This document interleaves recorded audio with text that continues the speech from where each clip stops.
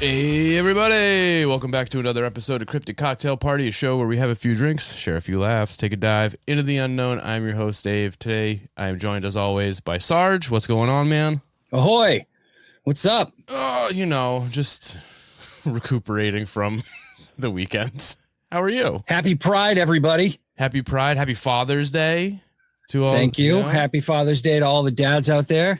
Yeah, I saw you went to Pride this year. You got all gussied up. Is that the word? Gussied up? You had a nice shirt on. Close enough. Yeah, it was close enough. I don't know. Well, so my company is very cool. They're very progressive for a biotech, especially. Mm-hmm. So we have a drag brunch every year. Hell yeah. Two things I love, drag queens and brunch, dude. I know, right? Put those two together, it's fucking phenomenal. There is nothing better than drag queens and some quiche. Oh, yeah.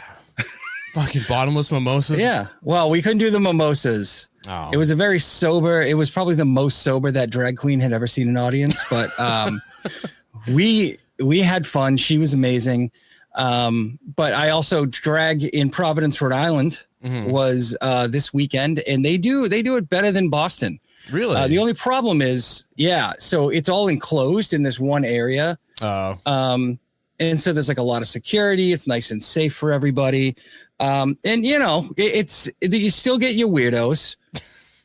You know who you are. Yeah. Guys with the dog masks scared my kids, but that's okay. I'm sorry. What? It's their event. Yeah. No, they're wearing leather dog masks. Real creepy looking. But Gotcha. that's their thing. And who am I to yuck their yum? You know what I mean? Gonna Whatever say. blows your hair back.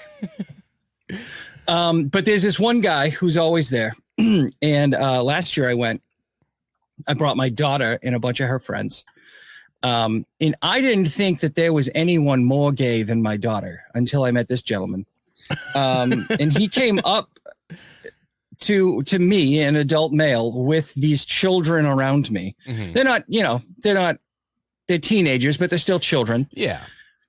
And looked at my daughter of all people and was like, I don't want to offend you, but this is the most handsome man I have ever seen in my life. And I was like, about you? That's nice. Yeah, I thought he was just being nice. Like, I think he originally I thought, okay, obviously that's not a fact. So he clearly just saw a dad with his kid and was trying to build me up. Yeah. But then it escalated and he tried to touch me, not genital wise, but just me in general. And I was like, no, thanks. And then every time we would run into him in the area, he would start the whole spiel all over again. Yeah. And my poor daughter by this point is horrified because I'm not even like a human, I'm just essentially a wallet with legs. Yeah. As most dads and are. So, yeah. So this year I brought my service dog, Lucy. She's not a ferocious animal by any stretch, but it created enough of a barrier for me. Yeah. Yet this gentleman, he was there. And we made eye contact. Did he remember you? And I don't. Oh, yeah. Yeah. Because he started to come towards me. And Lucy and I don't think I have ever made this poor dog run this much in her life. But we immediately turned tail and I went to go find my child because I was like, someone needs to protect me from this weird. Because he's not physically intimidating, but he has the kind of look like I could be in a basement and just wake up, and not know what happened. And that was my concern. He's got like a blow dart hitting in his back pocket. Yeah. He's going to put me out. He's got like a Buffalo Bill vibe about him. Oh, look at him. He's a big old fat person. Yeah. So I was a little scared. But other than that, it was a wonderful time. Had a great time. I wore my free dad hugs shirt. Yeah. And so I got to give a lot of older guys hugs, and they would tell me these like sad stories about how their dads wouldn't accept who they were. And, they never talked to them and stuff like that. It broke my heart. But, I got to one kid was like, oh, my dad told me to fuck off. And I was like, yeah, well, fuck him. Yeah. Me and my dog like you. Give me a hug, buddy. I'd be like, tell your dad to fuck off right back. Yeah. Oh, well. I'm glad you had a good time and also a haunting time simultaneously. Yeah. I guess mildly haunting. Sir, if you're out there, don't touch me. Yeah, at least not without consent. I feel like we're friends, but don't touch. Yeah. Speaking of Pride, got a couple shirts up now for order if anyone's interested. Just real quick before we start. I know the I show. bought one. I bought one immediately. Everyone buy this shirt. It's so cool. It's on the front. It's got a little circle with the pride flag in it with brass knuckles, and on the back it says "Save a Squatch, Hunt a Bigot." Got them in black and white. You can go to cryptidcocktail.threadless.com to order them. I wish we could have got them made and then sold so we could sell them for cheaper, but I mean, this is the easiest way to do it. So, it's tough because you got to deal with mailing and stuff like that. That's a pain in the butt. Yeah. So, but proceeds from the shirt. There's also the sticker of the circle on the front you can get, and the sticker of the thing on the back you can get as well. All the proceeds go to support the Trevor Project. So definitely go check it out. Again, it's cryptidcocktail.threadless.com. I'll also put a link in the episode description. With that out of the way, Sarge. I do believe we have a bit of wholesome content that we need to cover, I think. Every time. It makes me happy every single time. Yeah, you got one this week, and I also have one this week. So I'll let you go first with your wholesome content. I just wanted to give a shout out to Maggie. Apparently listened to the show before I started, but had very nice things to say about me, and I appreciate that, Maggie. So thank you for being so kind. And we hope you keep listening, even though I just said your name on the air. But I didn't use your last name. No one is going to know what your last name is, mostly because I cannot pronounce it. Yeah, but if you want to know, I will put it in the episode description. Check the episode description for Maggie's home address. Along with the just link kidding. to the where to get t-shirts. No, just kidding. With their home address on it. Yeah. But anyway, Maggie, thanks for listening. Very cool. And hope you have a great summer. Oh, that's very nice of you. I have one. This is actually an old review we got on December 28th, 2023. December 28th is also my mom's birthday, so happy early birthday, Mom. It's from a website that I don't normally check, like that you can even leave reviews for podcasts. So this is why it's so old. It comes from A.M. Pearson. I believe you know them from Twitter or something like that. Yeah. He's my boy. So they said in their review of the show, I have long suffered from spastic diarrhea and erectile dysfunction for many years. However, these are facts. These are facts. This podcast has cured me of both. Hilarious, insightful, and always interesting. My poop shoot, schlong, and brain are grateful. Thanks, fellas. Love the son of Pootie Tang. So I fucking love that guy. He's the best. He really is. He's I've known him for a couple of years now. He's a great guy. Really funny. He's been through a lot. So I have a ton of respect for him. He's really overcome a great deal. So I'm glad he's listening. Thanks for being there, man. And if you want to leave a comment, you want to tell us we're doing great, or if you want to, tell me to shut the fuck up because I do talk a lot.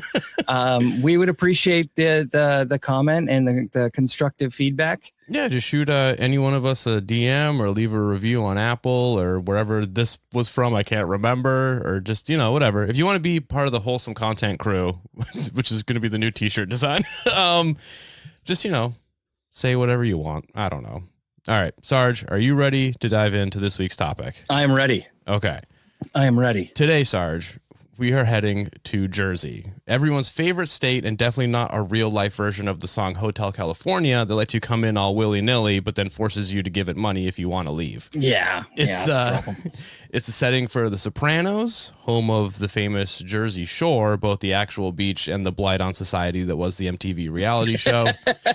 It's also home to the small town of Hackettstown, which is where our story today takes place. Now, the town of Hackettsville, for being a small town, is home to the headquarters of one of the biggest candy makers in the world, Mars. They make the Mars bars, Snickers, Twix, Skittles, and a bunch of other shit. Really? Yes. Fascinating. Fun fact. But that's like the only fun fact about this town. It's had like a lot of shit go down for only being a town since 1853. So like that's less than 200 years. Like, In 1886, there was the murder of Tilly Smith, a 19-year-old girl who was essayed, murdered, and then left in a field by the school that she worked at, which is bad enough. But the man that they got for the crime, a janitor at the school named James Titus, was tried and convicted of the crime.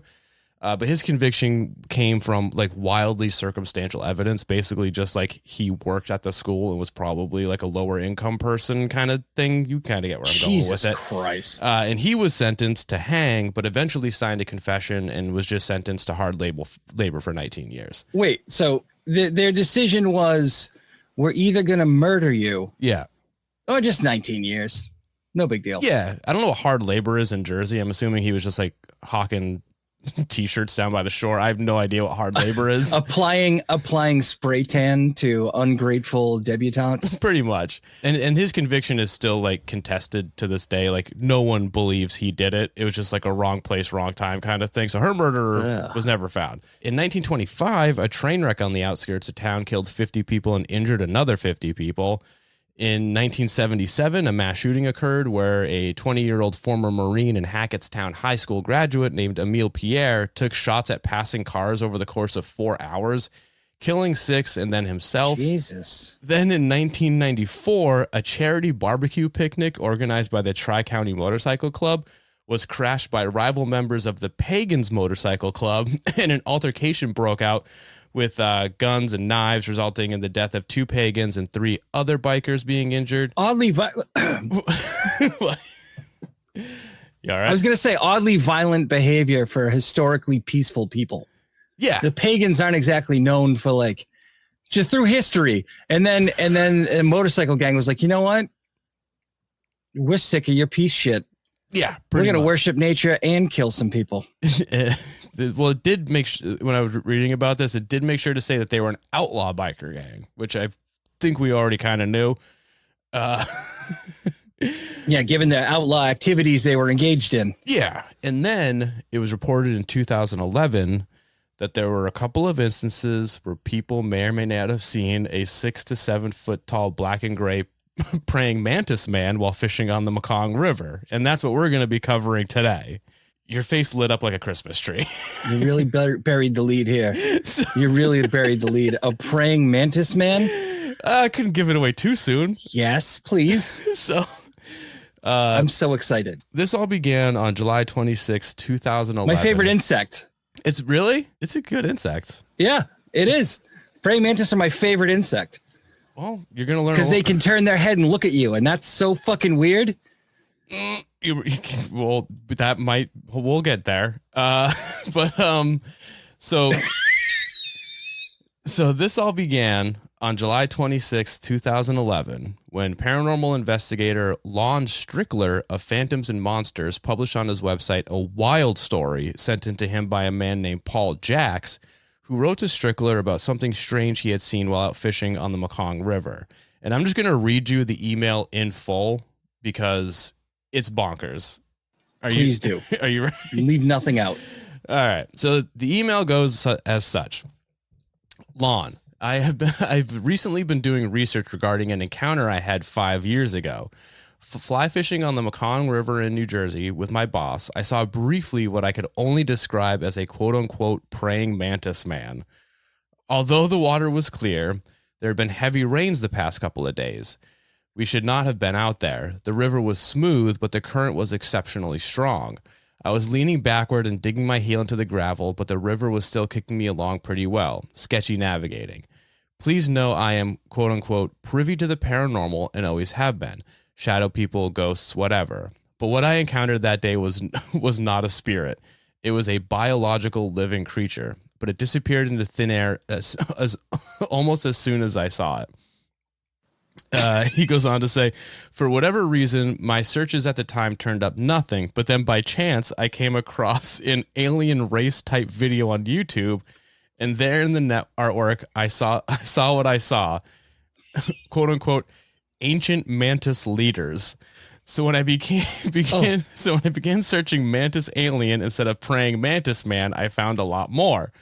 They say they are interdimensional, whatever that means, but I did not get that impression. No, this creature was cloaked, and because of both my innate sensory perception skills and the particular physical circumstances at the time, and then in parentheses, important, I can add details if you are interested. I just caught it. Movement out of the corner of my eye to my left, and there it was. Humanoid, tall, 6 foot at least. no reference points, but I sense 6'6" to 7 foot tall, moving away from me back to the bank. In parentheses, it says, I am chest high in the river. The first thing I see was the grasshopper thigh, but bending forward like a human, then the whole form. He's looking at me over his shoulder, moving up the bank, astonished, amazed. What, that I am in the water in a strong current, that I can see him? But yes, we lock eyes and this creature is astonished. I get the sense that he can't believe I am in the water, that he can't believe I have seen him. This is starting to read like a Penthouse letter. It's getting kind of hot. Dear Penthouse, I never write these, but... He then goes on to say, I am not perturbed at all. Something of... I don't know, dude. I still don't know. Just astonishment, and he is actually trying to get away from me in the water. Triangular head, huge slanted black eyes, just like a praying mantis. Whoa, racist. Its whole body was gangly, knobby, but you could still sense it was powerful. And no, I would not. Oh my God. I know. It did just turn into letters to Penthouse. He was ribbed for my pleasure. I would not say it was a quote unquote big bug. It was definitely humanoid despite the mantis insect qualities. No, I did not tell my boss about this, who was in the water too, about 50 yards behind me at the time. And being privy to the paranormal, you just see these things and sort of go, okay. No fear, no nothing. But I do get the sense that my quote unquote whatever attitude contributed to this creature's astonishment. Frankly, I didn't give the encounter much thought until recently. I can forward you more details. I just believe now that this encounter was somehow very important. And that's the end of the first. Bro, you saw a 6-foot mantis and you're like, nah, it's no big deal. Whatevs.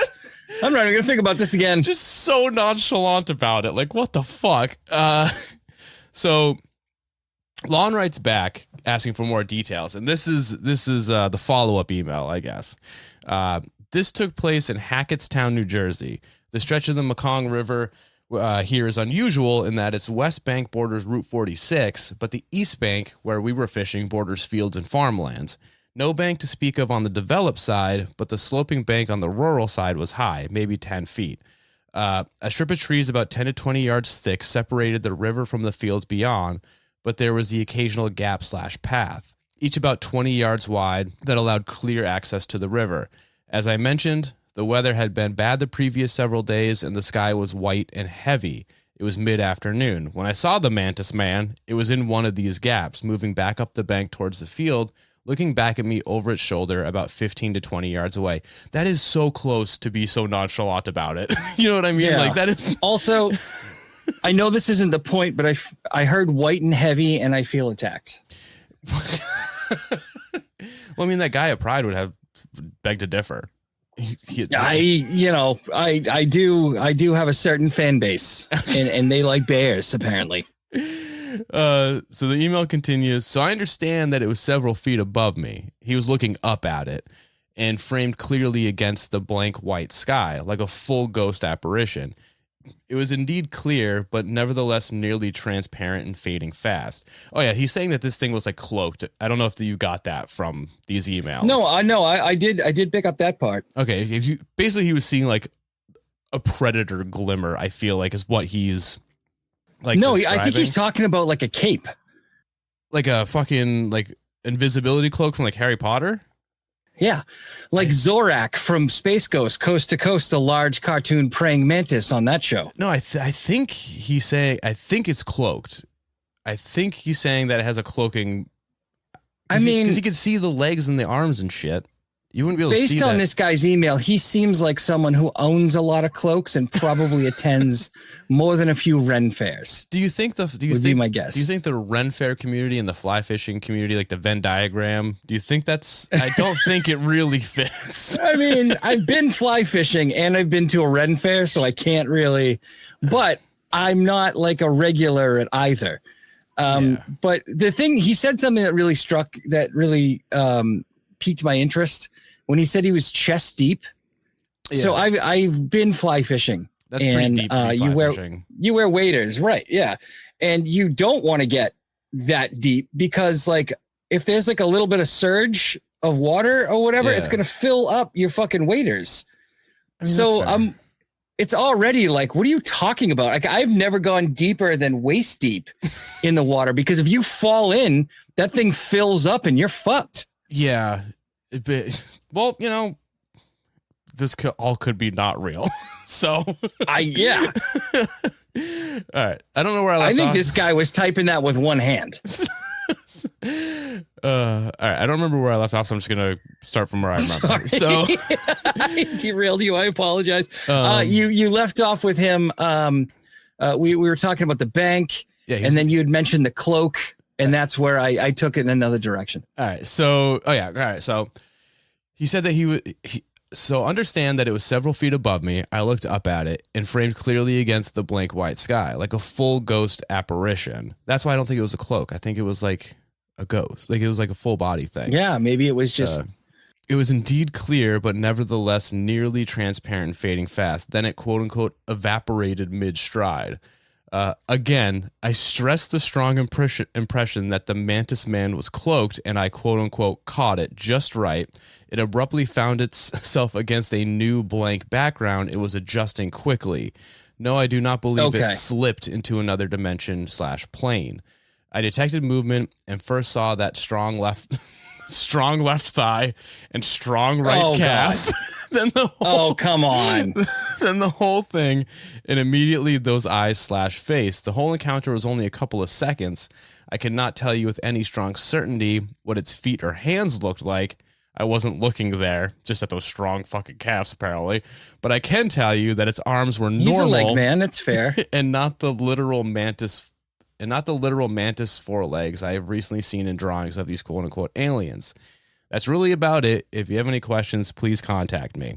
All right, so that's that one sighting. Okay. Now, the next report of a Mantis Man sighting came on December 19th, 2012, when Lon Strickler posted an update on his website talking about how he had come across a post on the forum hackettstownlife.com, which is basically like it's a full website, but it's basically just one big version of those Facebook neighborhood groups, like the ones where like people, you know, like where that's like are those fireworks or gunshots, like that kind of shit gets posted there.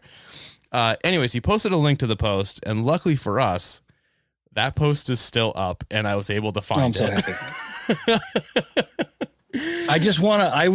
I want like an unabashed, non-biased detail of this event written by someone who wasn't buffing their musket the entire time. Well, luckily for you. So this post is from someone. How do I word it? This is a third-hand account, I guess. Like someone told him this story, and now he's second-hand account. Got it. You know what I mean? It's probably the same guy. He's just like, dude, hey man. I don't think so.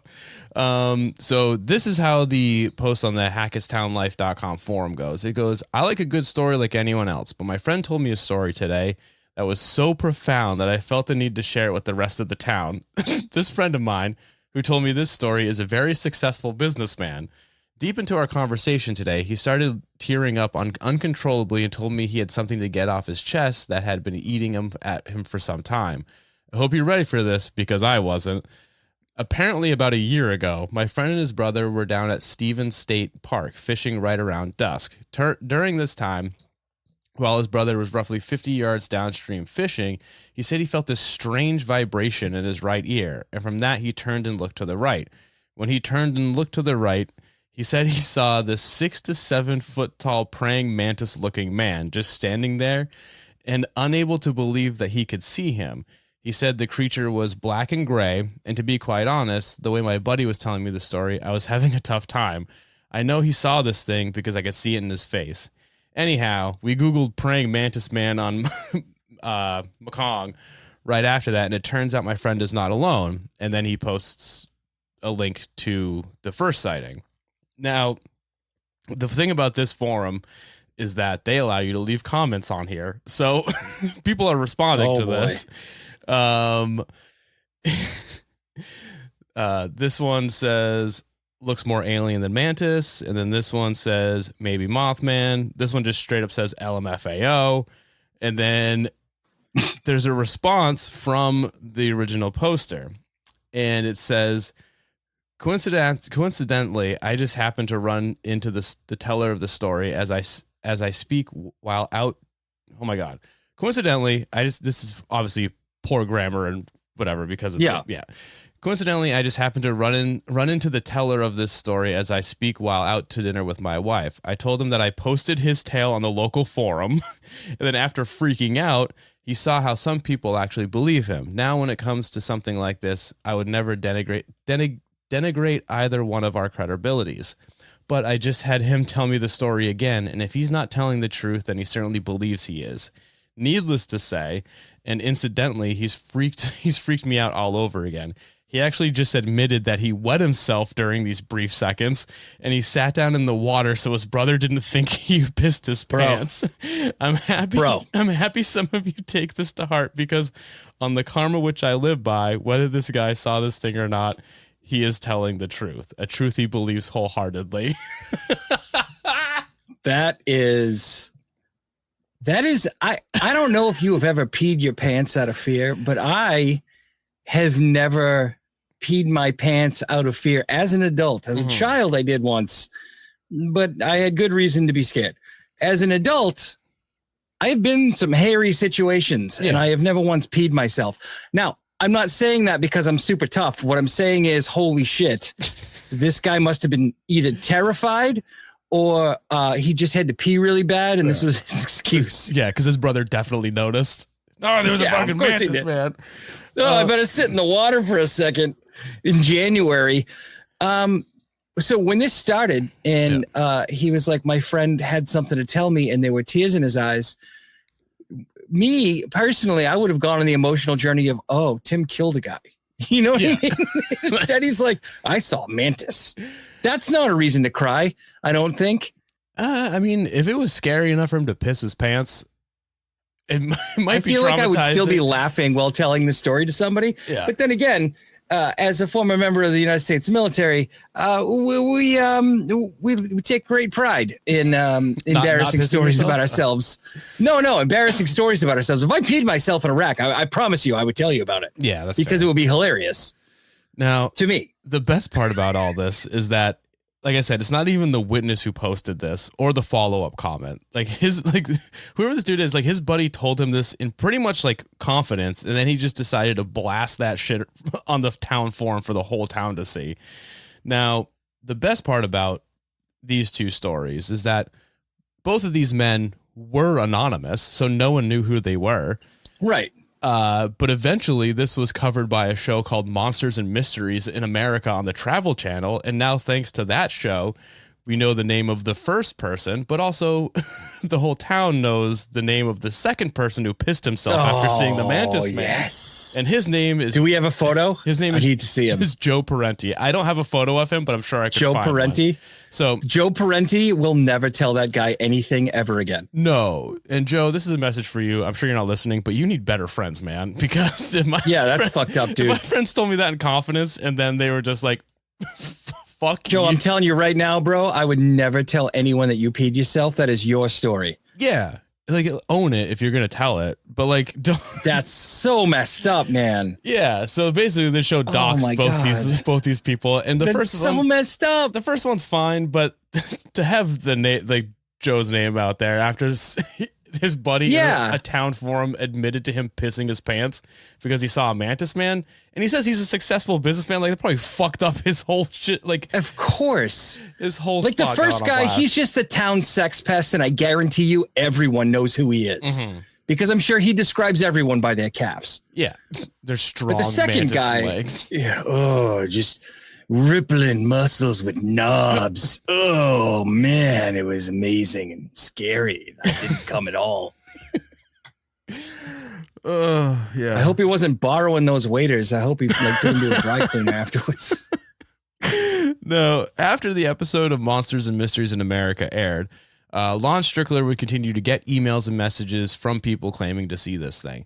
Like this one he posted about where a witness claimed that they had a childhood memory that they passed off as a dream, in where they were on a sidewalk near where the original sightings took place, and they were surrounded by 3 of these human-sized praying mantises when suddenly they disappeared, and the witness claimed they, quote, felt a warm assurance of friendship, end quote. Fucking sure you did, bud. Yeah, maybe they just peed in the water. Yeah, that's what that warm They had a feeling little was. cloud of warmth.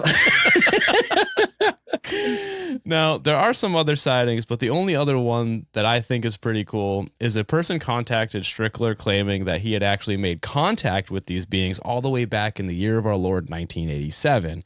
But this time with some wild new details that could only come from what I would describe as a crazy person.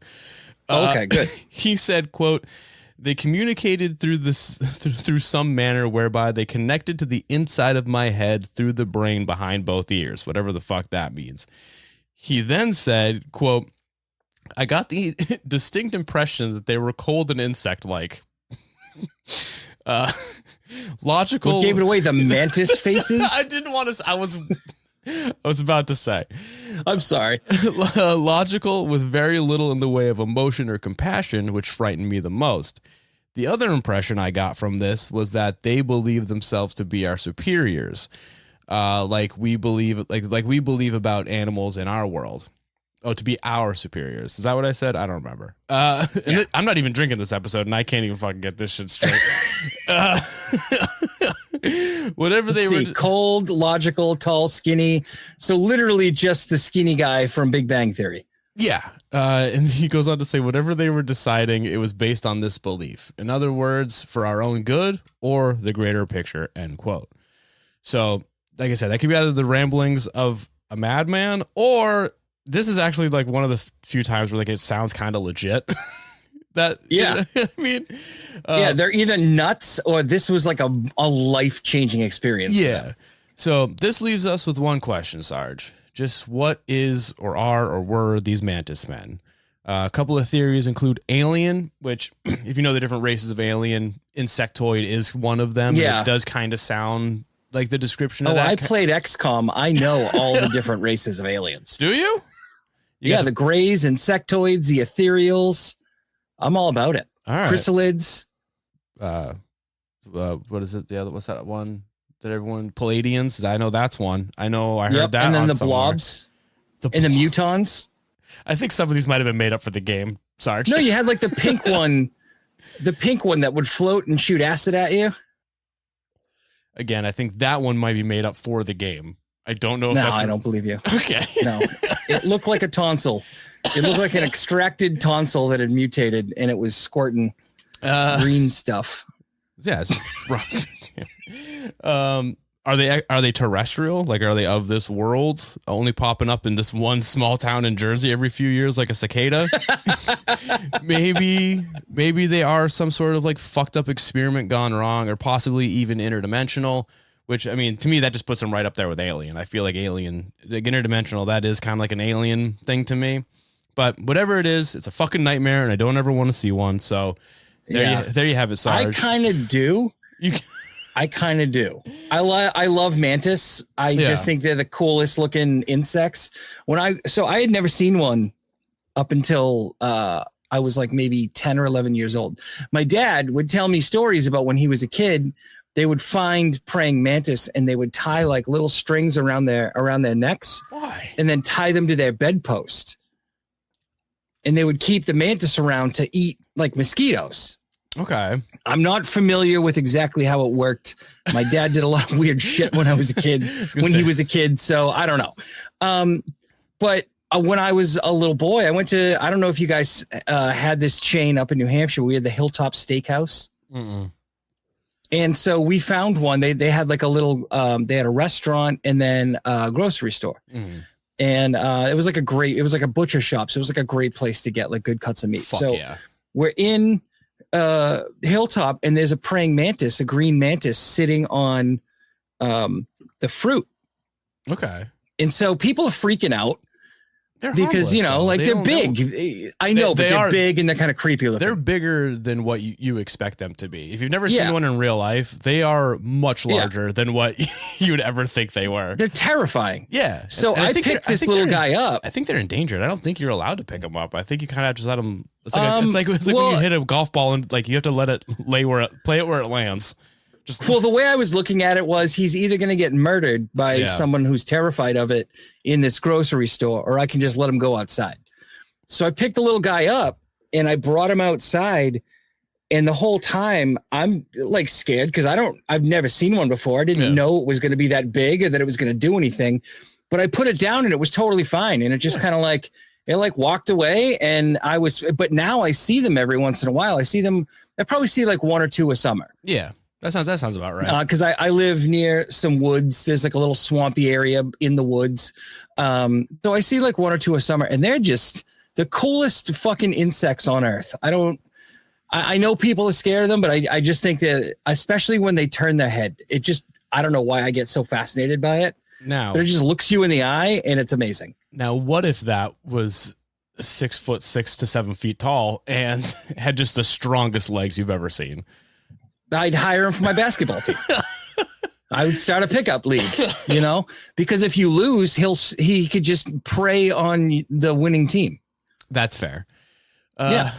All right. He's they're basically an Eastern European draft pick, you know? Yeah. They're just there to play basketball and nothing else. They don't speak because no one understands what they say anyway. And if they do, you can tell they're just there for the job. They do not give a fuck about basketball. Yeah, no, they're just there to make money for their 18 siblings. Yeah. Well, so their father doesn't lose the pig farm that they have in Estonia. Jesus Christ. All right, Sarge. That's the end. There's a whole backstory. That's the end of the Mantis Man episode. I can tell you're psyched on it. I definitely do. I love it. I do not want to see this thing, but I'm trying. I'll become friends with him. You probably fucking would. I don't doubt that for a second. Immediately. I mean, I want this to be so real. It could be. I mean, as far as I know, everyone who says they've seen it hasn't, like, they don't know each other. You know what I mean? Like, it's not like they're all talking to each other. But on the other hand, all of these sightings and reports seem to be funneled through this one dude on his website, which kind of makes it a little. That just means fishy. We need to interview this man. Vaughn. We need to gauge his. Yeah, we need to interview him. We need to gauge his credibility. I'm sure he would be down to come on. Maybe I don't. If he's alive, I don't know if he's even alive. I know nothing about this man. I just know that he's. We're gonna reach out to him. We're gonna talk to his family. Would you say he's a credible man? Yeah, we'll do that. And if you want to find a link to all of his family's email addresses, it'll be in the episode description below. We're also going to put their faces on a t-shirt as well. So you're not alone, Maggie. Yeah. All right. Well, with that out of the way, Sarge, do you got anything you want to plug real quick before we? Yeah. I have a comic book coming out. I mean, I'm sorry, not a comic book. Pardon my language. A coloring book coming out. Mm-hmm. There's going to be there's going to be word searches in there and mazes. And you can color pictures of me, and there's swears in it, so don't give it to your kids. Yeah. That'll come out. July 5th. July 5th. There'll be a link in my Instagram bio. Very excited. The goal is for everyone to buy it on July 5th, so that I can get a bestseller sticker on it, and then fucking take that, high school guidance counselor. I got a best-selling author it's mostly pictures, but I did it. You know, you did it. Yeah. I'm very excited. I'm doing it through Belmont City Publishing. They're a local group out of Braintree, Mass. So I'm very, very excited. I cannot wait for this thing to come out. Awesome. And I'm sure we'll post links to it everywhere, not just in your bio. Yeah. As soon as I get a link, there should be a link ready by next episode. So buy my weird comic book. There's going to be there's a whole word search for cryptids in there. Can they is it like pre-orders too, or do they have to buy it on I the wish day? there were pre-orders, but unfortunately got to buy it on the day because we're going to go through Amazon for distribution. Gotcha. We could do it the other way, but it would just take so much longer to get it out and take so much longer for us to produce it, and it would cost a lot more. Right now we're really selling it just $1 over cost, and that's just so the publisher can get their money back. But yeah, please buy it. It's literally just for fun. It's kind of like I'm really not looking to make any. I'm not expecting to make a dime off of this. If I do, it'll be a miracle. But the idea behind it was just, it's scary right now. Yeah. Especially if you're in the, LGBTQ community or another historically marginalized community in this country. And so I thought it might be nice to just have a little bit of a distraction. I would be nuts to think that this is going to, make your life better, but it might give you an hour or two of fun. So you don't think this will solve all the problems? I'm pretty confident it won't. Okay. Here's hoping. I'm typically an optimist, but in this instance, I feel like there's a lot more to be fixed than some crayons and use a pencil so you can erase. But other than that, yeah, please get it. It would be so much fun for all of us to color together. I thought maybe doing a TikTok live, we can all color it together before TikTok goes down the shitter. But that's what I got coming out. And there is a new episode of Citizen's Guide coming out. Things have been a little crazy finalizing the coloring book, and Maynard's been busy in his professional life. But we already recorded the episode. We just got to get it out. Gotcha. Well, I'm looking forward to both of those things. What do we got? We got the t-shirts, which I plugged at the beginning of the episode. Oh, the t-shirts are awesome. Get a t-shirt, support the Trevor Project, save a Sasquatch, hunt a bigot. Yeah, I love that. It's save a Bigfoot, right? Save a Bigfoot, hunt a bigot. Save a squatch. Save a squatch. Yeah, that's right. Save a squatch, hunt a bigot. We also got the Patreon. I bought one immediately. Got the Patreon. It's $5 a month. And then we got, I think that's it. Follow us on Cryptid Cocktail. If you want to follow Sarge on his, all of his platforms, you can go to the Instagram Cryptid Cocktail. There's a link to all those in our link tree. And I think with that, I think that's everything, Sarge. Would you like to say goodbye to the audience? Happy Father's Day. Happy Pride. And if the Pride thing bothers you, I apologize for your stupidity.